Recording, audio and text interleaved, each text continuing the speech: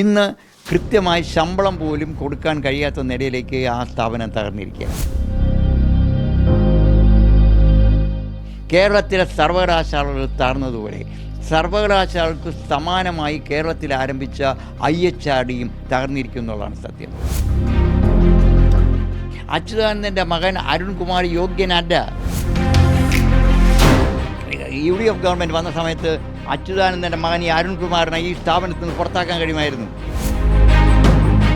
അപ്പോഴേ അങ്ങനെ മുഖ്യമന്ത്രിയുടെയോ അല്ലെങ്കിൽ CPMൻ്റെ നേതാക്കളുടെ അഭിലാഷങ്ങൾ ആഗ്രഹങ്ങൾ സ്ഥാപിച്ചു കൊടുക്കാനുള്ള സ്ഥാപനമാണോ IHRD?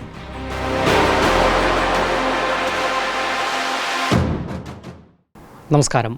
മുൻ മുഖ്യമന്ത്രി VS അച്യുതാനന്ദൻ്റെ മകൻ അരുൺകുമാറിൻ്റെ IHRD ഡയറക്ടറായുള്ള നിയമനം നീട്ടി നൽകാനുള്ള നീക്കം നടക്കുന്നു എന്നുള്ള റിപ്പോർട്ടുകളാണ് ഇപ്പോൾ പുറത്ത് വരുന്നത്. ഈ ഒരു വിഷയവുമായി ബന്ധപ്പെട്ടിപ്പോൾ മറുനാടനോട് പ്രതികരിക്കുകയാണ് സേവ് യൂണിവേഴ്സിറ്റി ക്യാമ്പയിൻ കമ്മിറ്റിയുടെ ഭാരവാഹിയായ RS ശശികുമാർ. VS അച്യുതാനന്ദൻ്റെ മകൻ അരുൺകുമാറിൻ്റെ നിയമന കാലാവധി, അതായത് IHRD ഡയറക്ടറായുള്ള നിയമന കാലാവധി നീട്ടി നൽകാനുള്ള നീക്കം നടക്കുന്നു എന്നുള്ള റിപ്പോർട്ടുകളാണ് ഇപ്പോൾ പുറത്തു വരുന്നത്. ഇതിൽ സത്യത്തിൽ എന്താണ് ഈ ഒരു വിഷയത്തിൽ സംഭവിച്ചുകൊണ്ടിരിക്കുന്നത്? ഹൈക്കോടതിയിലെ സംസ്ഥാന ഗവൺമെൻറ് തന്നെ IHRD യോഗ്യതയുള്ള ആരും തന്നെ ഡയറക്ടറാകാനില്ല എന്ന് സത്യവാങ്മൂലം കൊടുത്തതിന് ശേഷവും യോഗ്യതയില്ലാത്ത അച്യുതാനന്ദൻ്റെ മകൻ VA അരുൺകുമാറിൻ്റെ കാലാവധി ഇന്നലെ അവസാനിച്ചുവെങ്കിലും അദ്ദേഹത്തിന് വീണ്ടും തുടരും ഉള്ള അനുമതി കൊടുക്കുവാൻ തീരുമാനിക്കുന്നതായിട്ട് അറിയുന്നുണ്ട്. വളരെ ആശങ്കയുണ്ടാക്കുന്ന സംഭവങ്ങളാണ്. കാരണം IHRD എന്ന് പറയുന്നത് 1987 ആരംഭിച്ച ഒരു സ്ഥാപനമാണ്. അത് ആരംഭിക്കുമ്പോൾ പ്രൊഫസർ MP നായരായിരുന്നു അതിൻ്റെ ചെയർമാൻ. അദ്ദേഹത്തിൻ്റെ വിഷനാണ് കേരളത്തിലെ സർവകലാശാലയ്ക്ക് സമാനമായ ഒരു സ്ഥാപനം ഉണ്ടാക്കുക എന്നുള്ള ഉദ്ദേശമായാണ് ആ സ്ഥാപനം ആരംഭിച്ചപ്പോൾ സർക്കാരിൻ്റെ മുന്നിലുണ്ടായിരുന്നത്.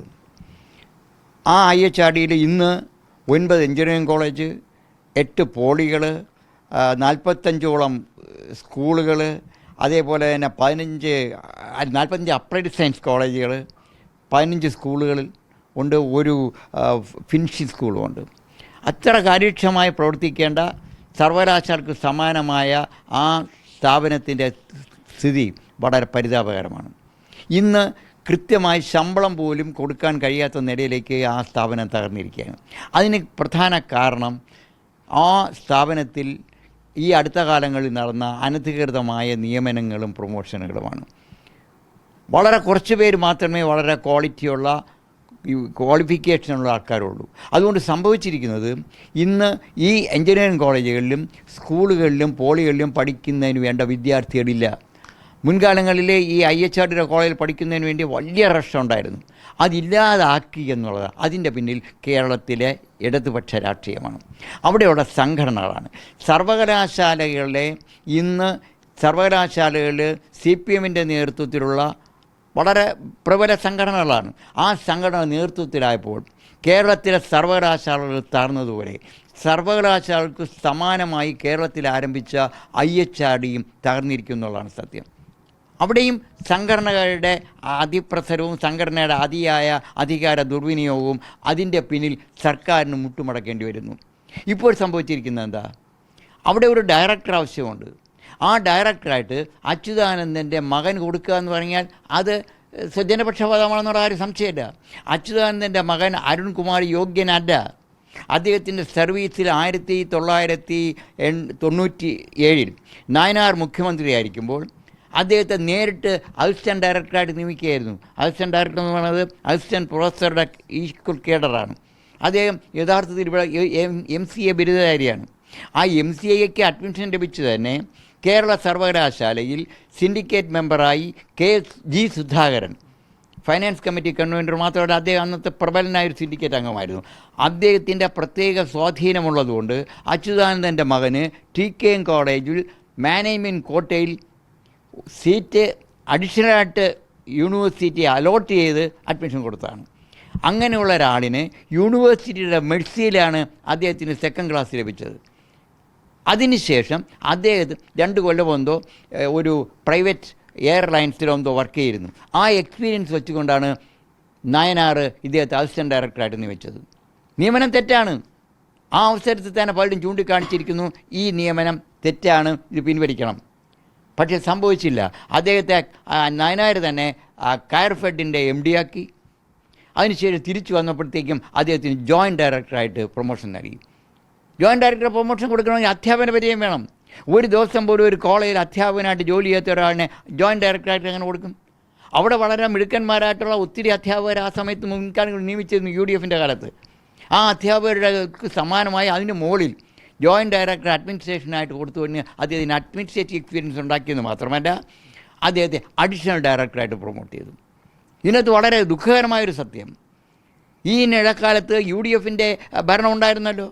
UDFൻ്റെ ഭരണകാലത്ത് ഈ അഴിമതികളെല്ലാം ചൂണ്ടിക്കാണിക്കുകയും അത് പുനഃപരിശോധിക്കണമെന്നും ആവശ്യപ്പെട്ടിട്ട് UDF ഗവൺമെൻറ് മുഖ്യമന്ത്രിയോ വിദ്യാഭ്യാസ മന്ത്രിയോ തയ്യാറായിരുന്നില്ല. അവിടെ അച്യുതാനന്ദൻ്റെ സമ്മർദ്ദം അവിടെ ഉണ്ടായിരിക്കാം. അപ്പോൾ ഇവർക്കെല്ലാം LDFനെ ഉള്ള ഒരു പ്രധാന രീതി എന്ന് വെച്ചാൽ അവരെല്ലാം ഔട്ട് ഓഫ് ദി ആയിട്ട് ചെയ്യുകയും തിരിച്ച് UDF ഗവൺമെൻറ് വരുമ്പോഴത്തേക്കും അവരെ സമ്മർദ്ദം ചെലുത്തി അവരെ തന്നെ തുടരാൻ അനുവദിക്കുകയും ചെയ്യുന്ന ഒരു ദുസ്ഥിതി കേരളത്തിലുണ്ട്. അത് മാറണം. അത് മാറിയിരുന്നെങ്കിൽ തീർച്ചയായിട്ടും UDF ഗവൺമെൻറ് വന്ന സമയത്ത് അച്യുതാനന്ദൻ്റെ മകൻ ഈ അരുൺകുമാറിനെ ഈ സ്ഥാപനത്തിൽ നിന്ന് പുറത്താക്കാൻ കഴിയുമായിരുന്നു. അദ്ദേഹത്തെ അഡീഷണൽ ഡയറക്ടറാക്കിയെന്ന് മാത്രമല്ല ഇപ്പോൾ യോഗ്യത ഇളവ് വരുത്തിക്കൊണ്ട് വെറും MCA ബിരുദായ അയാളെ ഇപ്പോൾ ഡയറക്ടറുടെ ചുമതല കൊടുത്തിരിക്കുകയാണ്. അപ്പോൾ ഡയറക്ടർ ആകണമെന്ന് പറഞ്ഞാൽ പ്രിൻസിപ്പൽമാരുടെ മുകളിലത്തെ തസ്തികയാണ്. അവിടെ ഒരു എൻജിനീയറിംഗ് ബിരുദധാരി ആയിരിക്കണം, 15 വർഷത്തെ അധ്യാപന പരിചയം വേണം, 3 വർഷം പ്രിൻസിപ്പലായിരുന്നുള്ള പരിചയം വേണം, പ്രൊഫസറായിരിക്കണം, 2 PhD വേണം, 2 വിദ്യാർത്ഥികളെ ഗൈഡ് ചെയ്തുള്ള പരിചയം വേണം. ആ പരിചയത്തിനോടൊപ്പം തന്നെ ജോയിൻറ്റ് ഡയറക്ടറായിട്ടോ അഡീഷണൽ ഡയറക്ടറായിട്ടോ 7 വർഷം വരുന്ന പരിചയം കൂടിയുള്ള ഒരാളിനെ ഈ ഡയറക്ടറാക്കാമെന്ന് നിയമ ഭേദഗതി കൊണ്ടുവന്ന് തെറ്റായ നിയമ ഭേദഗതിയാണ്. ജനറൽ ബോഡിയിൽ പോലും അവതരിപ്പിക്കാതെ അത് പാസ്സാക്കി. അത് വെച്ചുകൊണ്ട് ഇദ്ദേഹത്തിന് ഇന്ന് അഡീഷണൽ ഡയറക്ടറുടെ മാത്രമല്ല ഡയറക്ടറെ ചുമതല കൊടുത്തിരിക്കുകയാണ്. ഇത് കോടതി ചോദ്യം ചെയ്തപ്പോൾ കോടതി പറഞ്ഞു ഇവിടെ ആരും തന്നെ യോഗ്യരില്ല. യോഗ്യതയില്ലാത്ത ഒരാളിനെ എങ്ങനെ ഡയറക്ടറാക്കാൻ പറ്റും? അത് തന്നെയാണ് ഇപ്പോൾ സംഭവിച്ചിരിക്കുന്നത്. അപ്പോൾ ഗവൺമെൻറ്റിന്, ഉന്നത വിദ്യാഭ്യാസ മന്ത്രിക്ക്, മുഖ്യമന്ത്രിക്ക് പൂർണ്ണമായും അറിയാം ഇദ്ദേഹം യോഗ്യതയില്ലാത്ത ആളാണ്. പക്ഷേ അദ്ദേഹത്തെ നിയമിച്ചേ പറ്റുള്ളൂ. കാരണം ഞങ്ങൾ മനസ്സിലാക്കുന്നത് ഈ അടുത്ത കാലത്ത് അന്തരിച്ച CPMൻ്റെ ജനറൽ സെക്രട്ടറി ആയിരുന്ന യെച്ചൂരി അച്യുതാനന്ദൻ്റെ വീട് സന്ദർശിച്ചപ്പോൾ അച്യുതാനന്ദൻ്റെ ഒരു ആഗ്രഹമാണെന്ന നിലയിൽ അച്യുതാനന്ദൻ്റെ ഭാര്യ അദ്ദേഹത്തിൻ്റെ മകന് ഒരു പെർമനൻറ്റ് ലാവണം കൊടുക്കണമെന്ന് പറഞ്ഞുവെന്നും അത് മുഖ്യമന്ത്രിയെ യെച്ചൂരി അറിയിച്ചുവെന്നും അങ്ങനെ മുഖ്യമന്ത്രിയുടെ കൂടി ഒരു അന്ത്യാഭിലാഷം സാധിച്ചു കൊടുക്കുന്നതിന് വേണ്ടിയാണ് ഇത് ചെയ്തതെന്നുമാണ് വാർത്ത.